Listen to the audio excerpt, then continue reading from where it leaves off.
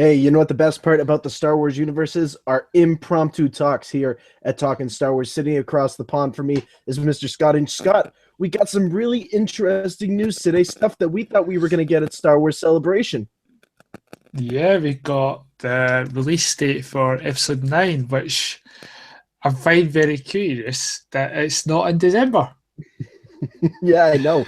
That really, really surprised me. And let's start breaking that down right away and our thoughts on that. Scott, it looks like we have a May 24th, 2019 release date slated for Star Wars Episode 9, Colin Trevorrow's upcoming project. Now, I know we've heard rumblings from Kathleen Kennedy specific in a recent Spanish news interview that they were going to start table reads for this project very, very soon. Now that we have an official release date. What do you think of this release date? And it's kind of interesting that they chose May, the birthplace of Star Wars, basically, for releasing these films.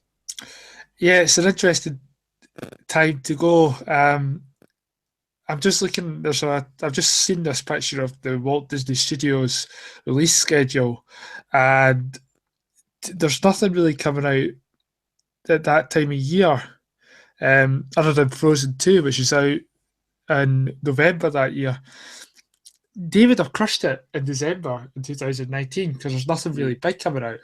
I think Avatar's what 2020, Avatar 2. Mhm. So they could have easily done it in December. They owned the past two Decembers, so own this December, so that'll be 3 Decembers they own. I mean, I was really starting to get used to having a Star Wars movie in December because this is a nice Christmas, even though it's not Christmas, a Mm. Christmas movie, but it felt great to go to the cinema on Christmas Eve to go and see a Star Wars movie. I just feel kind of a wee bit gutted I'm not going to get to do that again after this movie, after episode 8. But yeah, to release it at the home of Star Wars in May. Actually, this has just clicked in my head right now. Star Wars celebrations in 2019. What if celebrations right around at the same time that movie comes out? Or they like the same weekend or the weekend before? And to those who are at celebration the weekend before get to see the movie first, it would be like a premiere. Mm. That's an interesting thought. Yeah, I think I'd be quite interested in that. That's like they're starting to think about celebration there to have episode 9 coincide with release like in May, with celebration being it's the weekend before, to have it as the first time ever a premiere at celebration. That would be a very fascinating concept. And I think as we move closer and closer again to 2019, we're going to have to see how that plays out. Of course, like you said, 2018, there is no Star Wars celebration. 2019 celebration, we are still waiting for a home and an announcement for where that home is going to be for that celebration. So I'll be curious to see as we move close to that date what Star Wars, Lucasfilm, and Disney's plans for that are. But Scott, it's really interesting. And one of the things that you kind of said was that has a lot writing on it. It's the last film in this new trilogy. And to give it a May release date, there must have been some kind of talks beforehand that they wanted to try it in May. My question is this the beginning of a 2 movie a year format, keeping the trilogy films maybe when we get to 10, 11, and 12 in May and putting these standalones towards the Christmas time? I don't know if that's something they want to explore. However, they've seen how successful Rogue One and a trilogy film can be in December. So it's going to be really fascinating and propel forward here in the Star Wars universe and with the they're going to go down. Yeah, to cover your point there about a two movie a year thing. We know that some fans out there have been campaigning for this. Thinking about having episode 9 finish off in May in 2019, uh, we've discussed it, the two of us, about will there be a gap between episode 9 and when the new trilogy comes out and have the characters of Ray, Finn, and Poe just age a bit more before we get into episodes 10, 11, and 12, or is 10, 11, and 12 going to be a completely different story with brand new characters we don't know yet? So maybe having those standalone movies released to a year, so one in May, one in December, maybe they will go back and do that just to kind of give us a wee bit more of a movie in, like, to explore the universe better. We're having two movies a year while the saga movies take a break to give us a wee bit of a breather to get ready for the next set of trilogy stories coming up. The one thing we know about Star Wars is they like to continue to propel outward with their content. They like to push it forward. They like to give fans what they want when they need it. And 2 films a year is definitely within the realm of possibility as we move forward. Now, Scott, we not only did we get episode 9 announcement today, we also got some release dates and some key dates for Star Wars content that we're going to see in the near future this year. A lot of stuff focused around May the 4th and Force Friday, which happens on September 1st this year. Your thoughts on some of these release dates? Of course, being the canon content here on Talking Star Wars, it's hard not to talk about it. No, I mean, the obvious one is Rebel Season 4. We all knew it's going to be in September, October.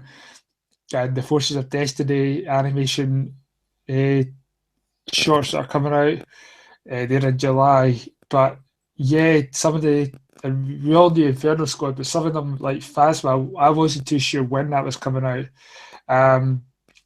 Myself, I thought it'd be probably nearer between the end of September and beginning of October to see that come out.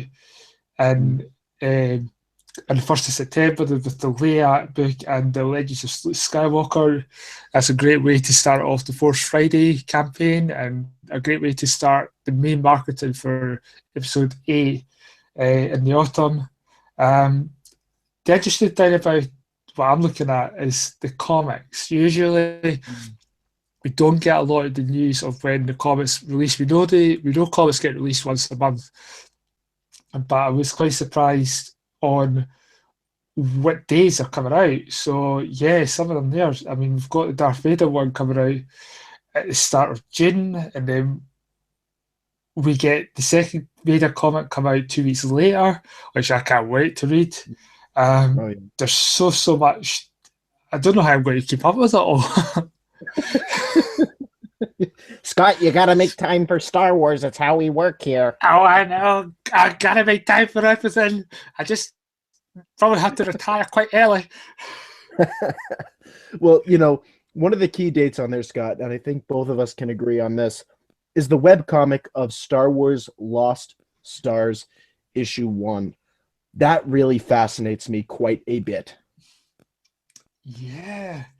And I wonder, yeah, I don't know if that'll be the Lost Star story that we've read. Like, I just find that'd be quite weird to do a comic book version of that. Well, there's a book version of that, or could it be a sequel to Lost Stars, but they're doing a comic book form? Yeah, that's the fascinating thing, is that for Stars fans, we know how great, and we've talked about it here plenty of times here at the podcast network, how great Claudia Gray is as an author and how great that book was. Boy, oh boy, would it be awesome to see that in a comic book form, whether it's a limited release series. I know it's just a web comic, but at the same time, if it's something we can download and look at and break down, and for something for the fans to really enjoy as we get closer and closer to The Last Jedi, what a great piece of literature and a great piece of comic book to have out there for the fans. Yeah, definitely. So it'll be great to read that. The other one is the Star Wars Adventures, which is coming from IDW. I'm looking forward to reading that because I want to see how something that's not Marvel, because we know that Marvel's been heavily involved in the new canon universe, how that plays out. Having someone that's not part of the Disney family, how they do their stories to make sure it ties in with what the rest of the Star Wars overall canon is. So it'll be interesting to see that. And that comes out in October, so that's right at the heart of the marketing of Star Wars.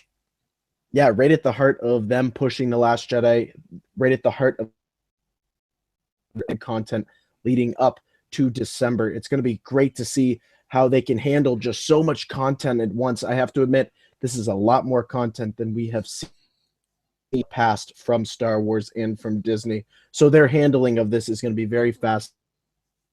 And Star Wars fans, as we make sure to please keep it locked here to the Brick City Blockade Podcast Network, to Scott Inch and myself for everything happening in a galaxy far, far away. Scott, it's that time of the show. It's a little thing we like to call here on the podcast network. It's plug time. Plug time. Mr. Scott Inch, where can the good people? You can find me on Facebook at Scott Inch or on Twitter at ScottInch85.